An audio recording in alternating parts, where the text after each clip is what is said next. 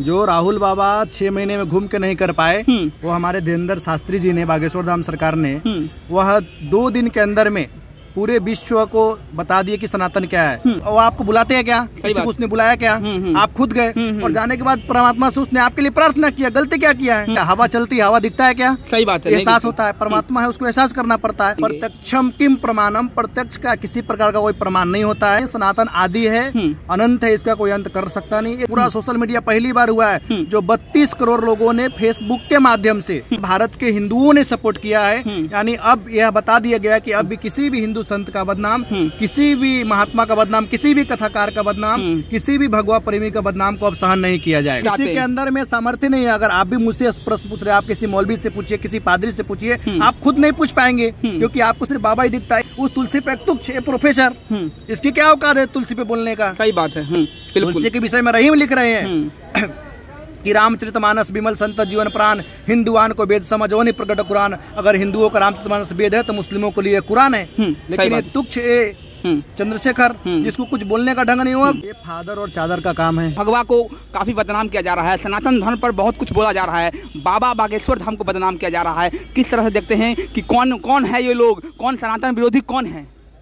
बागेश्वर धाम का विषय रहा, जैसे आप अभी पूछ रहे हैं, भगवा बागेश्वर धाम ने ऐसा कुछ गलत किया नहीं है। सनातन का प्रचार प्रसार करना, सनातन के विषय में बोलना कुछ गलत नहीं। रही बात चमत्कार का, चमत्कार पहले से होते आ रहा है। बस हर एक में सूक्ष्म, जैसे अभी रामायण को उठाकर दे, सुंदरकांड में मत्स्य का समान रूप कभी धरई लंका चले सुमेध नरहरि, उस समय हनुमान जी मच्छर के समान बन गए थे, कभी विकराल बन गए थे। तो विषय हुआ नहीं कि भगवा को कभी किसी ने बदनाम कर नहीं पाया और आगे कभी कोई कर पाएगा भी नहीं। लेकिन कब तक ये खेल चलेगा? सनातन को बदनाम करने का खेल कब तक चलेगा? कहाँ से ये फंडिंग आती है? कौन है ये लोग जो सनातन को बदनाम करते हैं? ये फादर और चादर का काम है।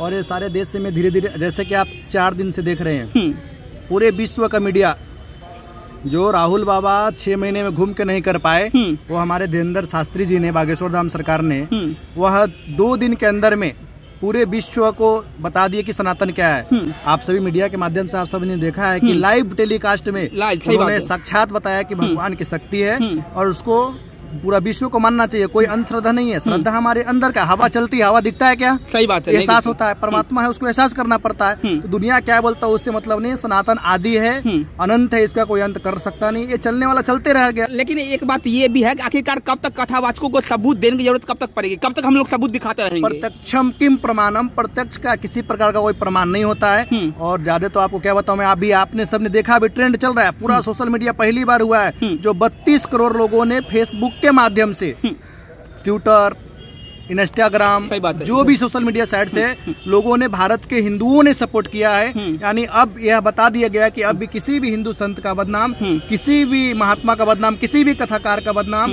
किसी भी भगवा प्रेमी का बदनाम को अब सहन नहीं किया जाएगा। अब समय आ गया है एकजुट होने का, आप ये बोल रहे हैं। भारत पहले भी एकजुट था, आज भी है और आगे भी एकजुट रहेगा। लेकिन जो सनातन विरोधी है उनको जवाब तो अब मिल रहा है ना, धीरे धीरे। पूरा लाइव सोशल मीडिया के माध्यम से, किसी भी प्लेटफॉर्म आज के डेट में देखिए ना, पहले ही बाबा जी बागेश्वर धाम सरकार दिखते हैं, हनुमान जी महाराज कृपा, वो तो चारों युग प्रताप तुम्हारा है, पर फिर जगत तुझे आ रहा, उनका दाल नहीं गलने वाला है। अब किसी भी कभी किसी प्रकार में किसी का दाल नहीं करने वाला है।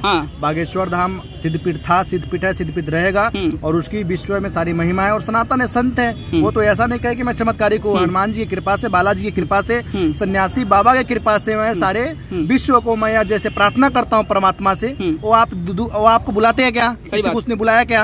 आप खुद गए और जाने के बाद परमात्मा से उसने आपके लिए प्रार्थना किया। गलती क्या किया है? किसी के अंदर में सामर्थ्य नहीं है। अगर आप भी मुझसे प्रश्न पूछ रहे हैं, आप किसी मौलवी से पूछिए, किसी पादरी से पूछिए, आप खुद नहीं पूछ पाएंगे, क्योंकि आपको सिर्फ बाबा ही दिखता है। ये देश में, लेकिन हम लोग नहीं ना आवाज उठाते। एक देश में एक स्टडी चल गई है, कोई बाबा दिखे, कोई भगवाधारी दिखे।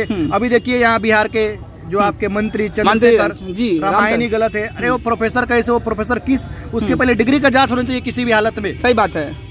प्रोफेसर बन कैसे गया? अरे जिस विषय में आप चर्चा, जिस रामचरितमानस के विषय में बेनी कवि ने लिखा है कि बेदी मत सोधी सोधी सोधी के पुराण सबे संत और फतन को भेद को बताओ, तो कली के कुराई कुर कपटी कुरायो जीव कौन राम नामों को चर्चा चलाओ, तो बेनी कवि कहे मानो मानो हो प्रतीत त्यह पहा नहीं में कोनो प्रेम उपजाओ तो भारी भव सागर उतारो तो कवन पार जो पया रामायण तुलसी न गाओ तो। यानी सारे वेदों को, सारे ग्रंथों को सोचने के बाद तुलसी ने मानस को लिखा। वह तुलसी है जो बिना तुलसी, बाबा तुलसी और रामचरितमानस को चौपाइयों को बोले बिना कोई भी वक्ता का वक्तव्य सिद्ध नहीं होता है। जब तक तुलसी पे न बोले, जब तक रामचरितमानस में न बोले, जब तक कोई भी वक्ता का वक्तव्य पूर्ण नहीं होता है। उस तुलसी पे तुच्छ प्रोफेसर, इसकी क्या औकात है तुलसी पे बोलने का? सही बात है। तुलसी के विषय में रहीम लिख रहे हैं कि रामचरितमानस विमल संत जीवन प्राण, हिंदुआन को वेद समझो नहीं प्रकट कुरान। अगर हिंदुओं का रामचरितमानस वेद है तो मुस्लिमों के लिए कुरान है। लेकिन ये तुच्छ चंद्रशेखर, जिसको कुछ बोलने का ढंग नहीं हुआ, किसी भी विषय पे कमेंट। आपको लगता है कि ये लोग राजनीति करके कुछ अलग, इससे कुछ मिलने वाला नहीं है। एक स्ट्रेटजी बन चुका है ऐसे लोगों का बोलने का, इसका कोई अभाव नहीं, कोई प्रभाव नहीं पड़ने वाला। ठीक है, आप लोग साथ रहेंगे, कथावाचकों के तमाम संतों के साथ रहेंगे, चाहे हालात कैसे भी हो। पूरा विश्व साथ में। वाह वाह, यही बात होनी चाहिए। और वो लोग जो अपने सनातन धर्म को बचाते हैं, उनकी रक्षा करते हैं, उनको मेरा सैल्यूट है, उनको मेरा प्रणाम है। और देखिए तमाम लोग जो है वो समर्थन में है। आपका अपना नाम नहीं बताएं आप? योगी अखिलेश्वर दास। योगी अखिलेश्वर दास जी हमारे साथ हैं। बहुत बढ़िया बात इन्होंने कही है और यही होना चाहिए। अपने धर्म को बचाना चाहिए, अपने धर्म के लिए आवाज उठानी चाहिए और एकजुटता दिखाने का समय आ गया है। क्योंकि अगर हम लोग किसी दूसरे धर्म पर नहीं बोलते हैं तो हमारे धर्म पर भी बोलने का अधिकार हमने किसी को नहीं दिया है। मेरा नाम वरुण झा है। बहुत बहुत धन्यवाद।